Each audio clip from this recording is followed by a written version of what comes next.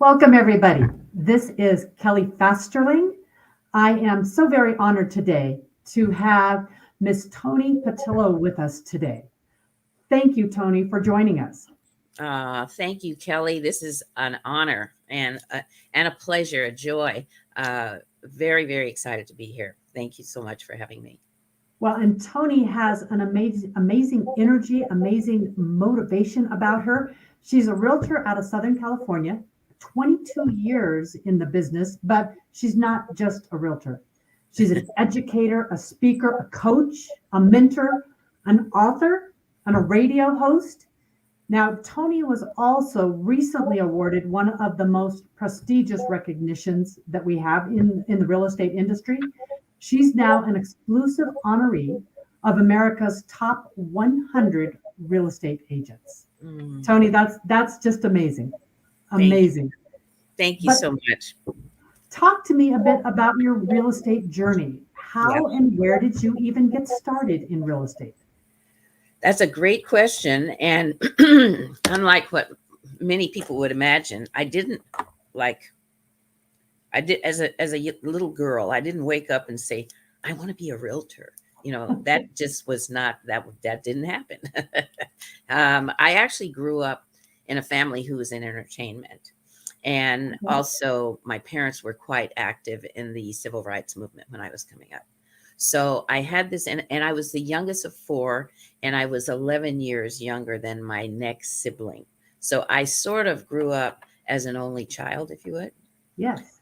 And at the time, we were heavily into the civil rights era. And so that was what I was around a lot. And then my sister, who was a vocalist, she actually spent 1 year when we moved. We moved from LA. I was born in LA. My parents moved us to Washington State, up in Seattle, Washington, Yakima, Washington. Right. My mother was a real estate broker, and Ah, she actually had an opportunity to go up to Washington State and do her real estate thing. When okay. we got there and they discovered that she was an African American woman, suddenly the position was no longer available. So No. so we took it that took put an interesting spin on our journey, to say the least. And um, so my mom and dad, you know, my mom, when we went to Seattle, we tried to find work for her there. That wasn't happening. So when we got back to our little town that we were living in, which was Yakima, Washington, I don't know, some people have heard of it, some people haven't. I have not. It's where the you've heard of treetop apples, right? Yes. Yes. Well, treetop apples come from Yakima, Washington. Okay.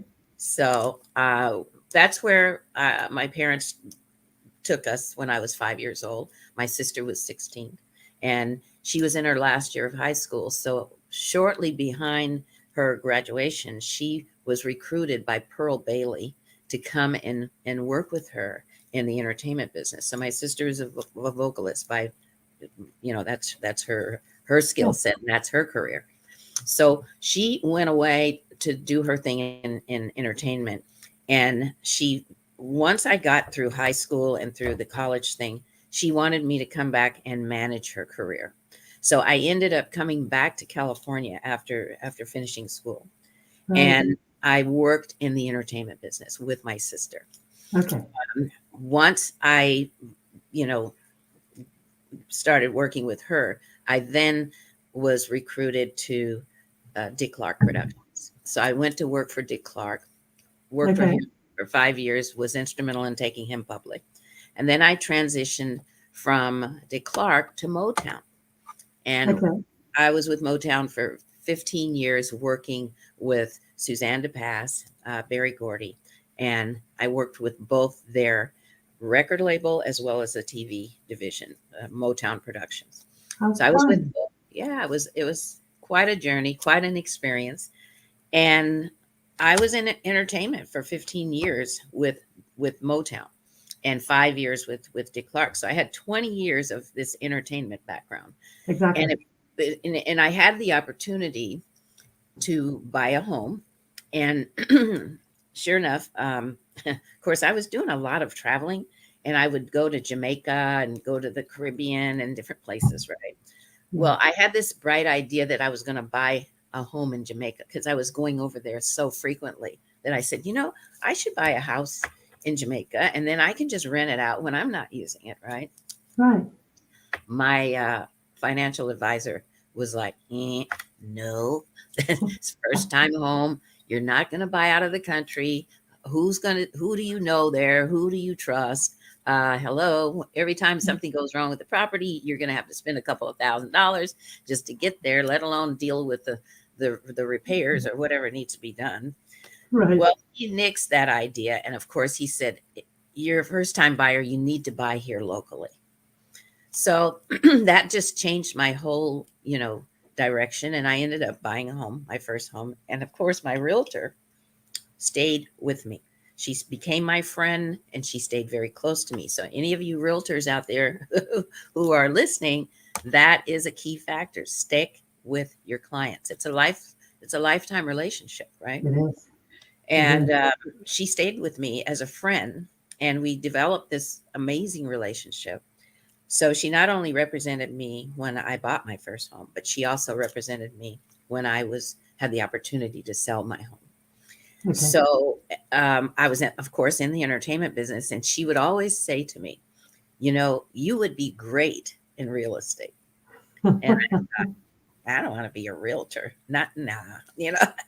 I really didn't have any desire whatsoever. But after she, talked to me about why it would be such a natural fit for me, Yeah. I started to think about it. And I actually, in entertainment, I had the opportunity to get into the health and wellness arena. And I bought a franchise in the health and wellness arena. And it was a weight management. I turned it into a spa, but it was a weight management facility, Yes. and where you could use electrotherapy to tone your muscles and to break down fat and to, so it was a electrotherapy, and you would put these electrodes Right. on different parts of your body to tone, break down cellulite, all of that stuff, right? So Interesting. I had a little niche there, and it was like relax, lose weight while relaxing, right? Nice. So I Nice. had this franchise. I had someone that I had trained to run it. I never intended to quit my day job, which was, entertainment. Exactly. But and of course, my realtor's my friend, so she knows everything that's going on. And she says, you know, at one point, my boss was not happy about me having this other business. You know, Ah, and in her mind, it was you can't serve two masters. So I yes. thought, okay, well, there's only one master I know about. So I'm going to go with that master, right? And I'm going to make this thing work. So I left the entertainment business to actually launch my spa, my weight Exactly. management spa. And the only thing about that is that there's only so much you can make in a day. And, there's only so many hours that you can be open, so many days of the week that you can be open. And I was maxed out, and I was still not making the kind of income that I was making in the entertainment business. Ah, So, of course, my realtor, that was her shot. She says, you need to come and work with me. And I said, I don't know about that. But anyway, I got my license, and that's how the journey began. And yeah, 23 years later, here we are. well, and as you look back on that journey and you're starting out in a whole new career field after creating quite a success in the entertainment business, Yeah. what one or two things did you pick up as a new agent that you would want to tell a new agent today Mm. about launching this journey into real estate? What would you tell them? Number one, of course, if I had to go back and do it again, everything happens just as it's supposed to, even when it doesn't feel good, right? Exactly. Even when we're learning. Yeah, exactly. So, if you have the opportunity to sock some savings away, then I would encourage people to do that because you don't close deals right out of the gate. You literally have to get acclimated, and you've got to, you know, you got to adjust. You've got to do some training, but you really should put, if you have the ability to save money, and then you're not stressed out, because it's a deal to, we work from deal to deal, right? We do. So now I say that because I didn't have that opportunity to have a big savings when I left the entertainment business. I had, I made great money, but of course, you make money, you spend money, you have an interesting lifestyle, right? Right. But so for me, I that put a little hustle on me. I needed to really work. I needed to Exactly. really produce, and um, that meant this was not a part-time deal. Okay, so I want to say this to the new agent: if you're really serious about real estate, this is a full-time commitment. I don't know how people do this part-time. Right. Um, it's just when you get a deal, you work the deal. If somebody calls you at 7 o'clock at night, you take the call. This is not a banker's gig. Okay. This is Right. not a 9 to 5. This is, we work 7 days a week, and now what you need to do though is really get skilled. You really need to time block and manage it. Time management is everything. Key. And it took me several years to even conceptually wrap my head around that, because I was just like going from deal to deal to deal. And a couple of years in, I'll never forget, my dad had made his transition in 1990. So he was gone, and my mom was basically by herself. She's in her 80s. And there was a point where she was starting to deal with some health challenges. And I thought, she's there in Washington State. I'm back here in California. So I thought, you know what? She really shouldn't be by herself. Yeah. So I brought her down here to California. I didn't tell her I was moving here. I just said, come down and hang out with me. I Yeah. really needed to keep an eye on her from a health perspective. My mom was totally healthy most all of her life until she got in her 80s, and then she developed a heart condition. So she ended up at 83. We had to have a tricuspid valve replacement, and she had to have open heart surgery. So that dictated an in-home nurse, full-time nurse, after the surgery to get her through the recovery of that surgery. And that was very expensive. That was $10,000 a month on top of all the other expenses, right? Exactly. So I was very motivated to sell real estate. And Yes. it was real estate that carried us through her journey and her recovery. And she lived to be 93. We had a fantastic time. She got a chance to travel and do her thing even after the surgery. So, it was really an honor to be able to care for her and to be able to provide for her, and for her to be able to be home with us. Okay. Because, Absolutely. it was just a blessing. So real Absolutely. estate has provided me the ability to care for my family and kind of just do my own thing. And I Yeah. love empowering people. So whether it's the real estate client themselves, or if it's my agent colleagues, my peers, Yeah. over time, of course, when I first got in the business, we did, it was going pretty good. And I quickly developed skill set. It was very much coming from entertainment. I Right. used to have a slogan that was from real property, or excuse me, from intellectual properties, which was at the entertainment business, from intellectual property to real property Yes. was my slogan. So that was my thing. It's like, from intellectual. So because you're dealing with a lot of the same personality types, you're dealing with the same concepts of networking and Yes. prospecting, deal making. It's very similar in entertainment.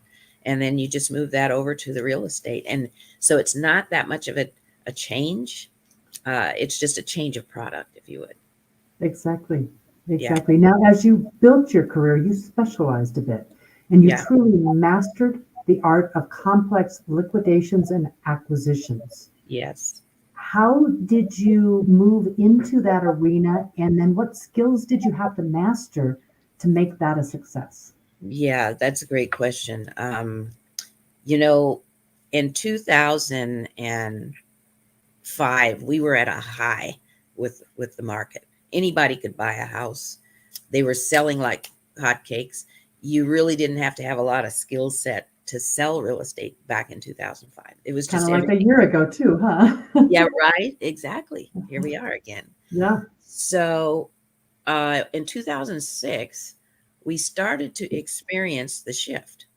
And I had a couple of clients actually who had relocated from Texas and come out to California. Their expectation of what they were going to be getting was a little skewed because they were coming from an environment where they could get a whole lot more house for the money, They right? could.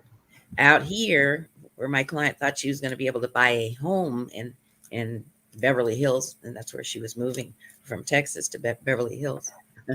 And she thought that she would be able to get a 5,000 square foot home for $1 million. Yeah, no. Nah, not quite. So what she could get was a condo. And she got a condo with HOA fees and the whole nine. Well, the market started shifting, and she discovered that she had relocated to California, but the boss and the company that she had tied herself up with, once she got into the mix, she realized that she wasn't so excited about the person that was her boss and that was leading her. And so she wanted to move from LA County to Orange County.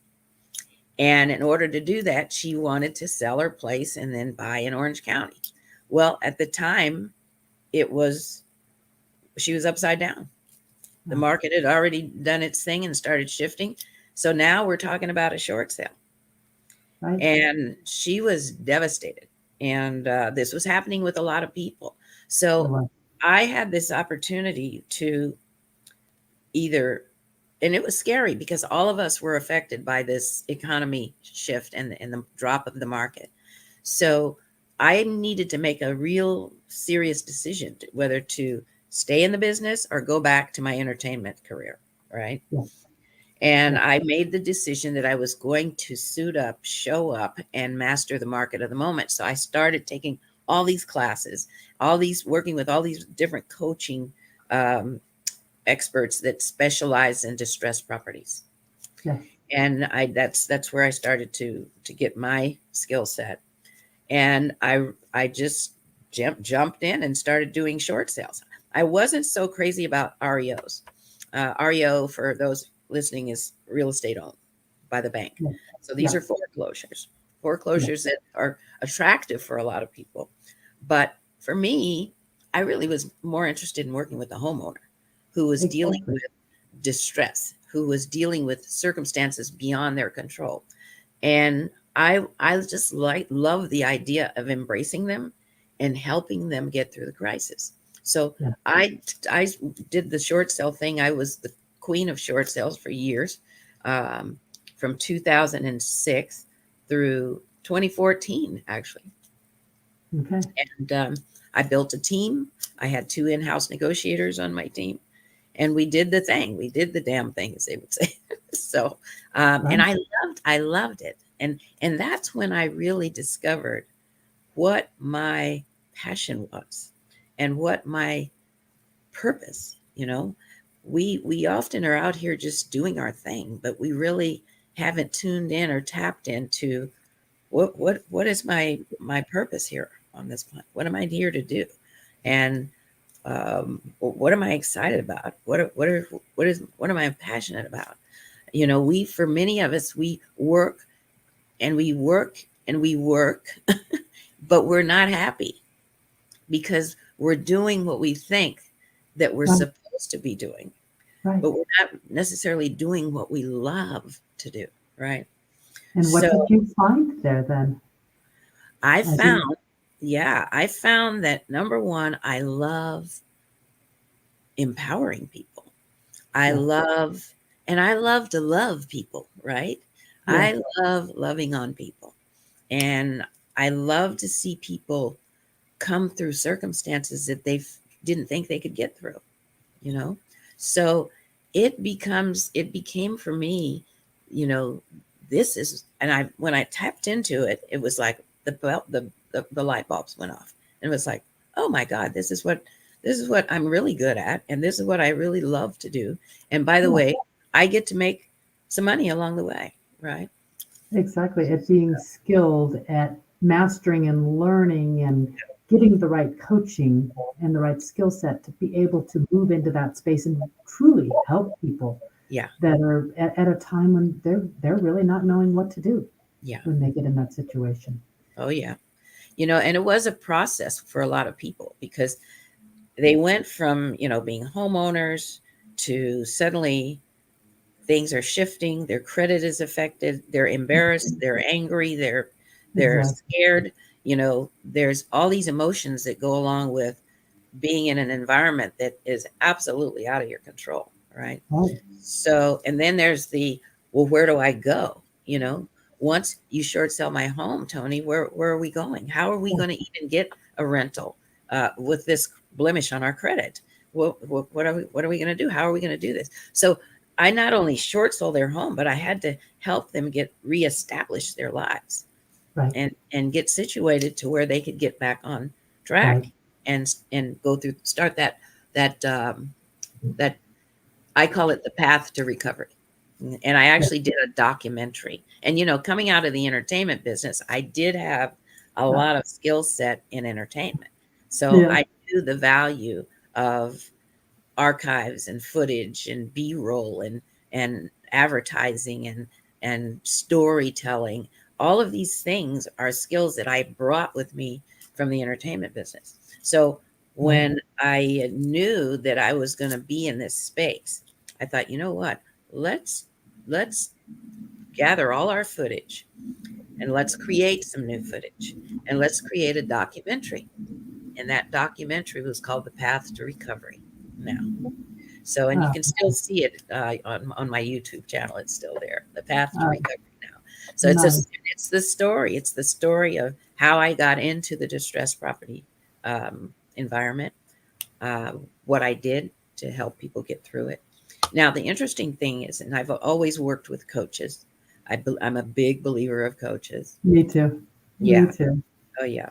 So I had a coach that had been working with me for about 6, 7 years, and he watched me grow my business in this distress space.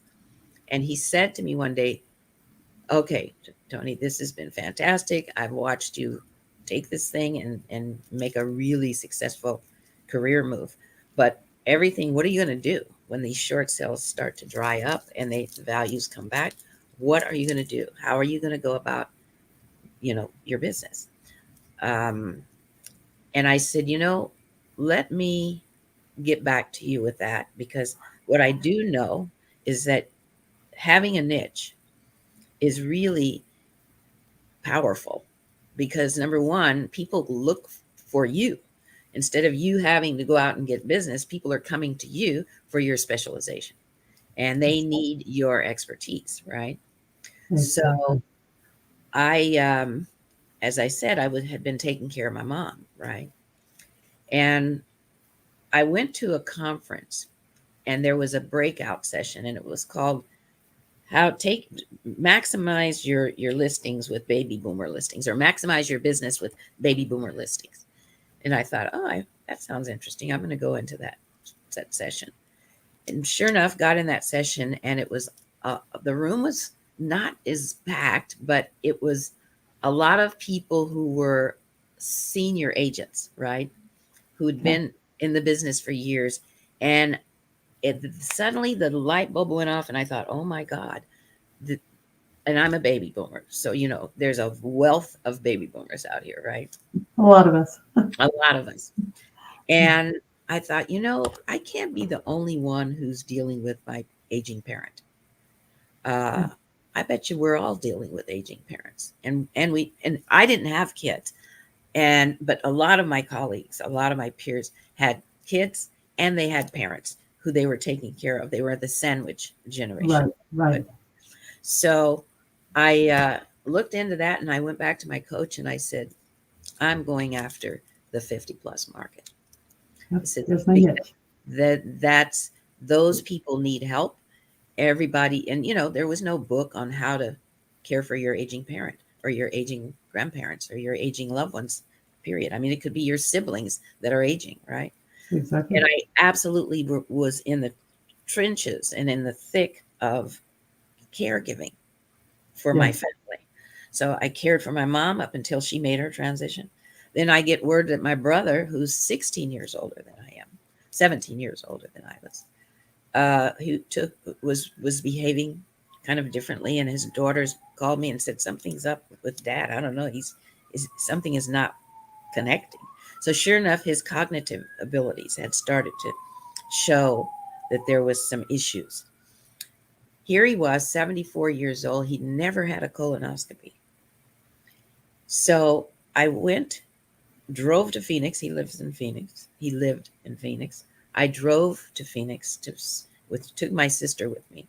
I said, we got to go check on him and see what's happening. Sure enough, we could see right away. He said some things were quite off, and decided let's take him to the doctor. Let's see what we need to, let's see what's going on. He had a colonoscopy. They found a huge tumor and was malignant. It, absolutely needed to be removed soon, immediately. So we packed him up. We put him in the car. We drove him back to LA. We went straight to St. Joseph's, and he got a surgery. And then he moved in, and we took care of him. They gave him 6 months to live. And of course, I immediately got rid of that oncologist, and I said, they don't get to tell us how long he's going to live. Okay, sorry. So we loved on him. We surrounded him with family. We made sure he had a healthy diet, and we made sure we laughed and we had a good time. And he lived for an additional 3 years.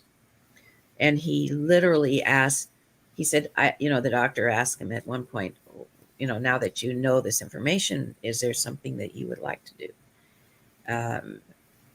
And he said, I'd love to just spend some quality time with my family and my kids and my grandkids. And he said that would be great if I could just get a couple more years to really enjoy them. And well, he got 3 plus years, and we had a blast. We had a blast. So that was, in that experience, while we're loving and caring on my brother, I'm also in the background doing a lot of research, doing a lot of networking with the right organizations who specialize in the 50 plus space. Right. Yeah. Right.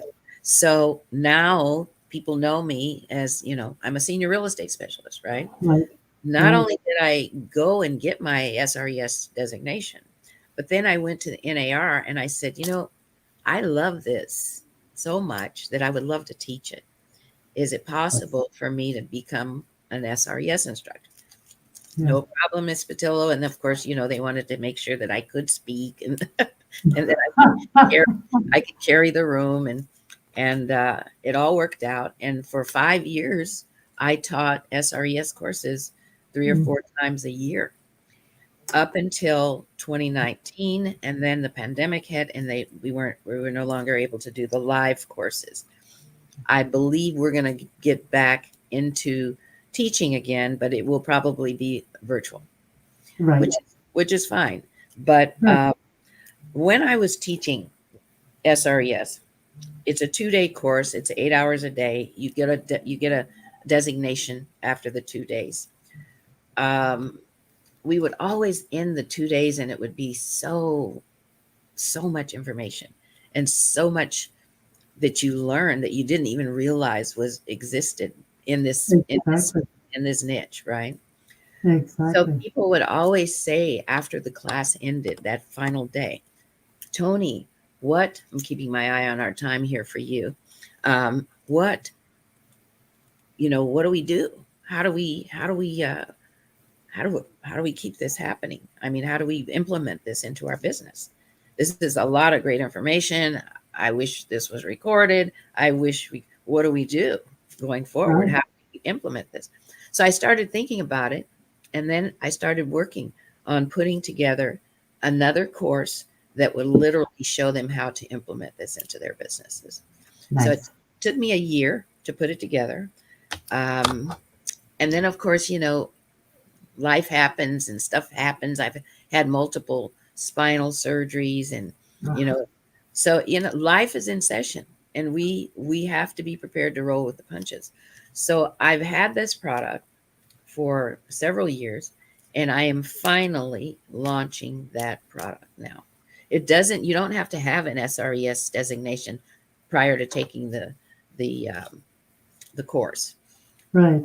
You can just Right. jump into the course and you're going to learn, but it's we're literally launching it this month. So I'm excited about that. So Well, that's my other niche, if you would.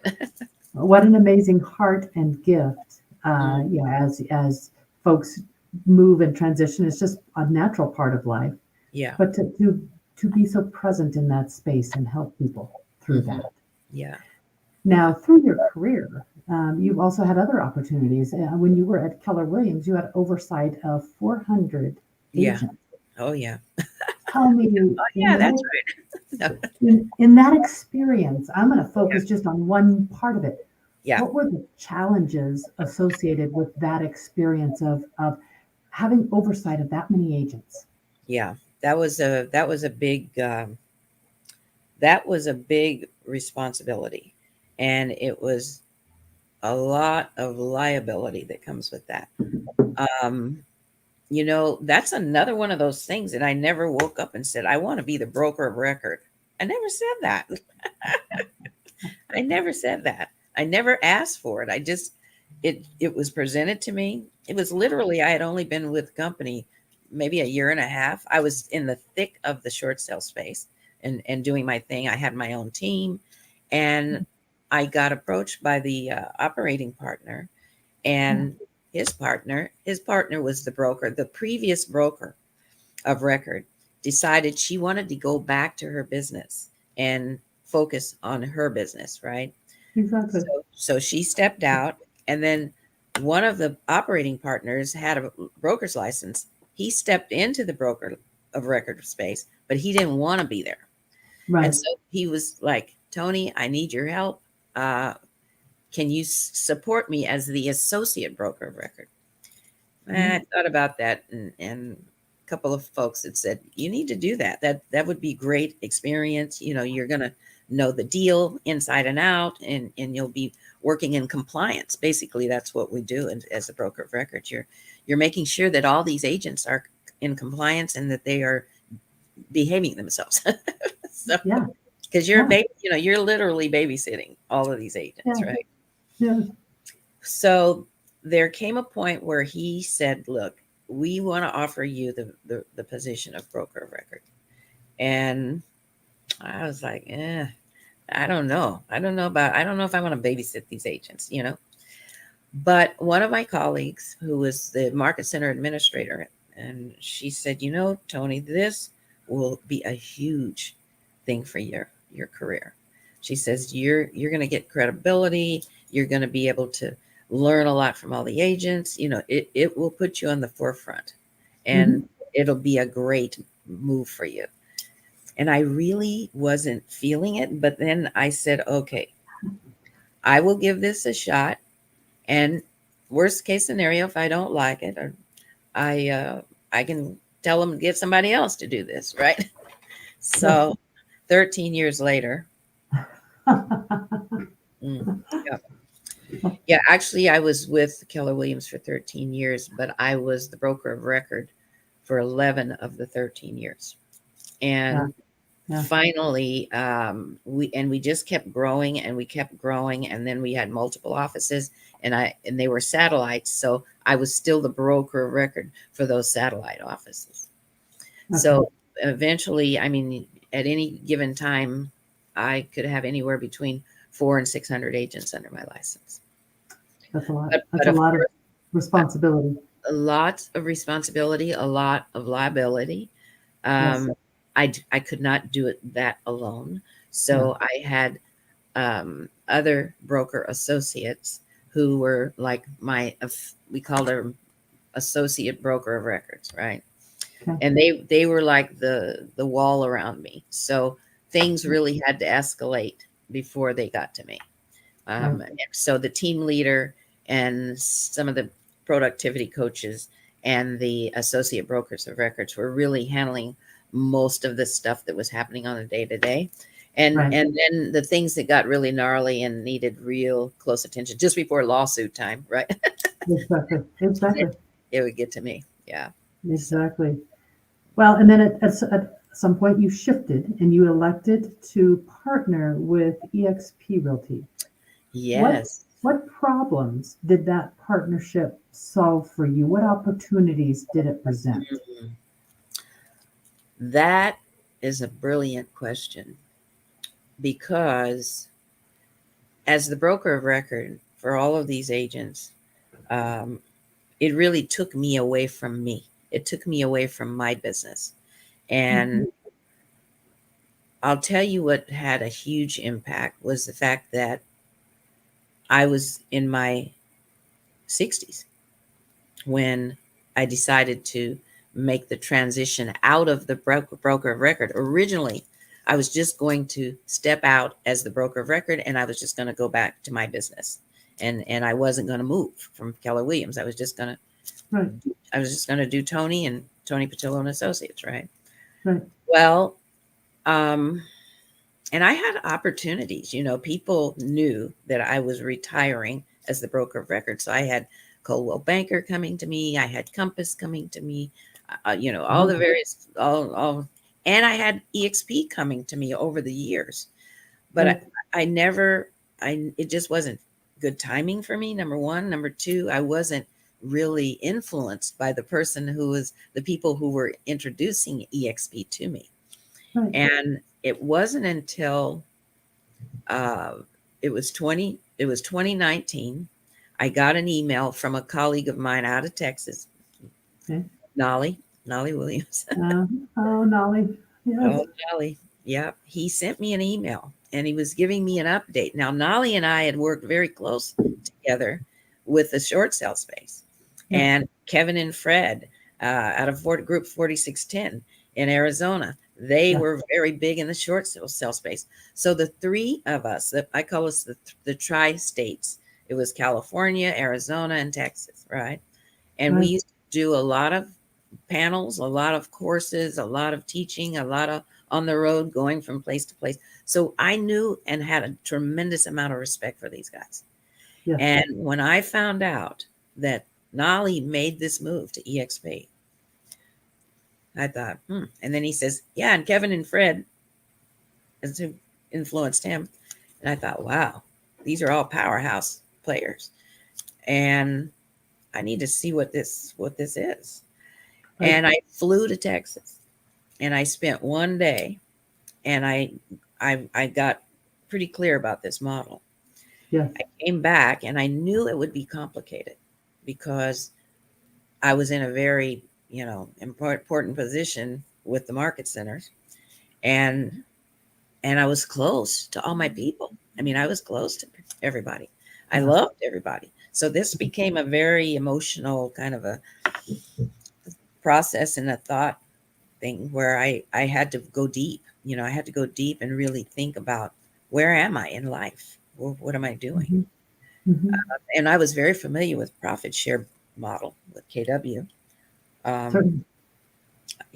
I made a few bucks with profit share, and I had a lot of people that I brought into the company, but it was never enough to retire on. I mean, it was good pocket change and good vacation money or gas money, whatever you want to call it. It was great. But then I kept hearing about this whole revenue share thing. And I promise you, what really made the difference is when I realized where I was in my life, where I was with my age. And I thought about the care that I had provided for my mom and my brother and all the people that I had been working with over the years to support them in their transitions. And it dawned on me, I'm pretty close to this damn transition stuff myself. You know, and do I have an exit strategy? Uh, Realtors, we don't have retirement parties. We don't have We don't. retirement plans.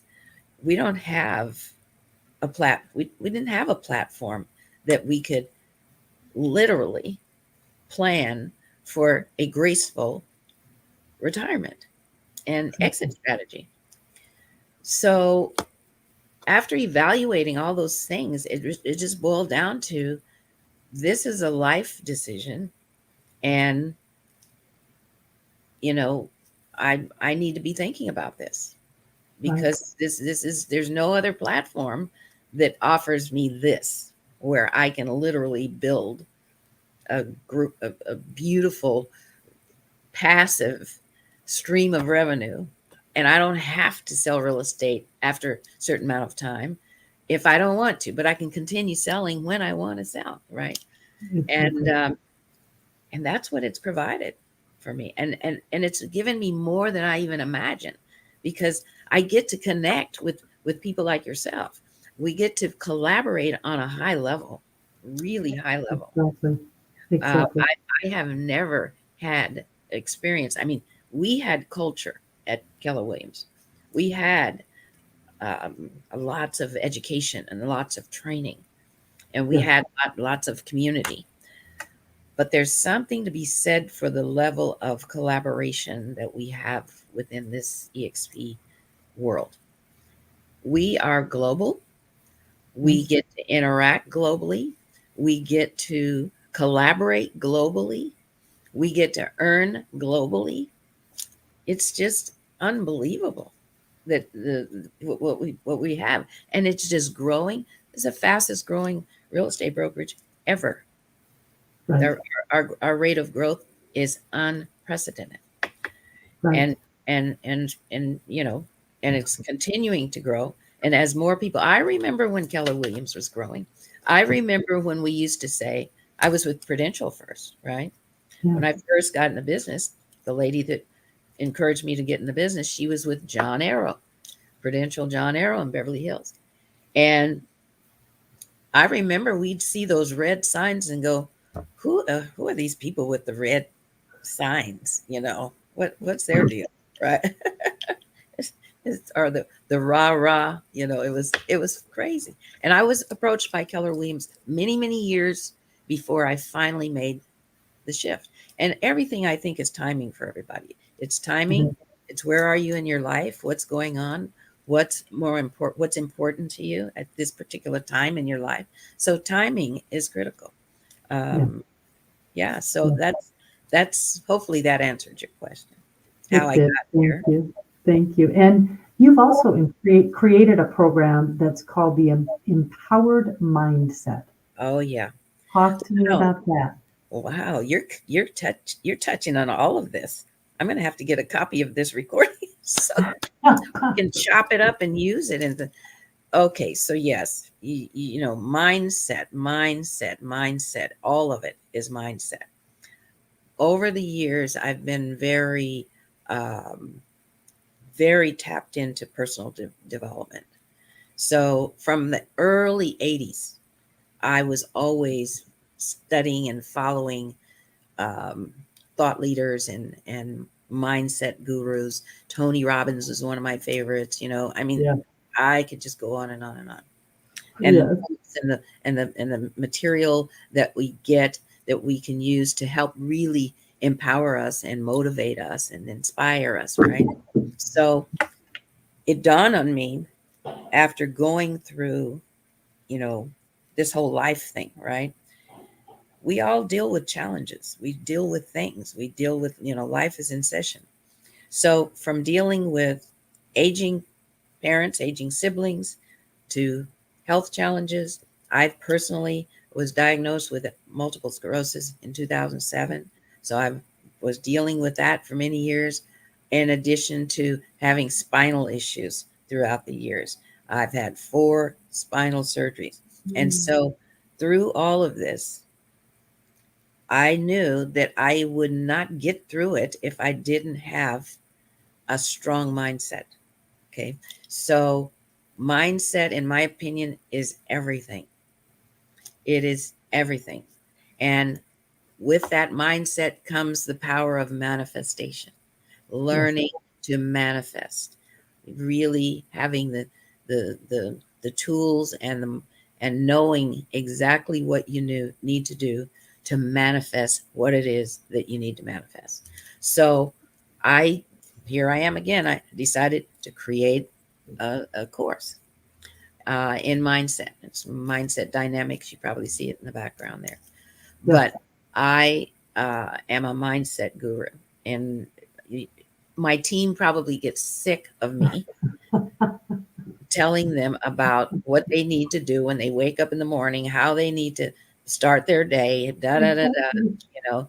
And there's a lot of people who just they don't know that they have access to these resources and these tools that will literally change their lives. It'll Yeah. change your life. When you tap into it, you're good. You're good. Yeah. You're able to go through challenges. You're able to go through all kinds of things with ease and grace. Now, that doesn't mean there won't be a challenge there. That doesn't mean that it may not it's not difficult. But at the end of the day, you're going to get through it, right? Right. With a lot more uh, ease than you would if you were not doing your personal development. Yes. Yes. Yeah. Toni, it has been such a true honor Mm. to spend this time with you. You're such a beautiful spirit and presence and light in this world. Oh, thank Is you. there anything else that you would like to add before we close today? Mm. Hmm. Well, I would like to just say this. When you can wrap your head around the fact that anything and everything is subject to change, and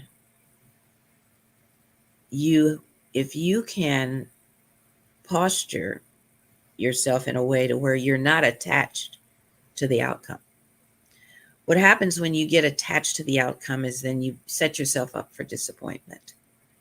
So, get in flow, go with the flow, and just know that anything is subject to change at any moment, and that you are a co-creator in this pilot, in this ship behind the cockpit. You are a co-creator. Yeah, So anything is possible.